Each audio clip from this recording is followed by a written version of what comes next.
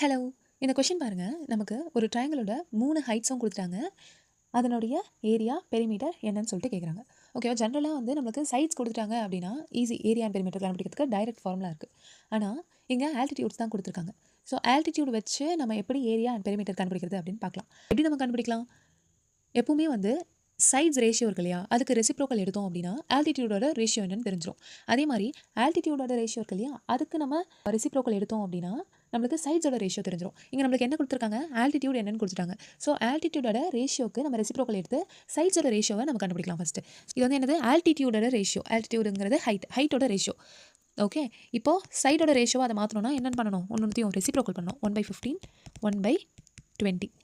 இப்போ வந்து ரேஷியோ என்னவா இருக்கு? ஃப்ராக்ஷனா இருக்கு. இப்போ நம்ம ஃப்ராக்ஷனா இல்லாம நார்மல் ரேஷியோக்கு கொண்டு வரதுக்கு என்ன பண்ணணும்னா, டினாமினேட்டருக்கு எல்சிஎம் எடுத்து நம்ம மல்டிப்ளை பண்ண போறோம். நியூமரேட்டரோட.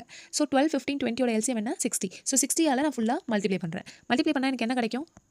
ஸோ 12, 60 கேன்சல் ஆச்சுன்னா 5:4, 5:4:3 அப்படிங்கிறது கிடைக்கும். 3, 4, 5ங்கிறது ஆக்சுவலி என்ன? ட்ரிப்ளெட் வருது அப்படின்னாலே நம்மளுக்கு என்னது? ரைட் ஆங்கிள் ட்ரையாங்கிள் ஃபார்ம் ஆகுதுன்னு அர்த்தம். ஸோ 3, 4, 5ங்கிற ரேஷியோவில் இந்த ட்ரையாங்கிள் அப்படிங்கிறது இருக்க போகுது. ஸோ என்ன கிடச்சிருச்சு நம்மளுக்கு? சைடு ரேஷியோ என்னன்னு சொல்லிட்டு தெரிஞ்சு போச்சு.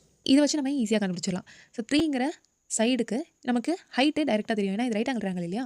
ஸோ இதனுடைய ஹைட் வந்து நம்மளுக்கு 4ன்னு தெரிஞ்சிருச்சு. நமக்கு வந்து 3க்கான ஹைட் என்னன்னு தெரியும்ல? 20. அப்போ 3யோட ஹைட் 4 அப்படின்னா யூனிட்டில் 4, ஆக்சுவலில் 20. ஓகே. இன்டூ என்ன பண்ணுறோம்? இன்டூ 5 பண்ணுறோம். அப்போ எக்ஸுங்கிறது என்னது? 5. அப்போ இதையும் நம்ம 5ஆல் மல்டிப்ளை பண்ணலாம். இதையும் நம்ம 5ஆல் மல்டிப்ளை பண்ணலாம். மல்டிப்ளை பண்ணதுக்கப்புறம் நம்மளுக்கு எல்லா சைட்ஸோடைய வேல்யூஸும் என்னன்னு தெரிஞ்சு போச்சு. ஓகே. ஸோ இதை வச்சு நம்ம இப்போ ஈஸியாக வந்து என்ன கண்டுபிடிச்சிடலாம்? பெரிமீட்டர் அண்ட் ஏரியாவை கண்டுபிடிச்சிடலாம். ரைட் ஆங்கிள் ட்ரையாங்கிளுக்கு ஏரியா ஃபார்முலா என்ன?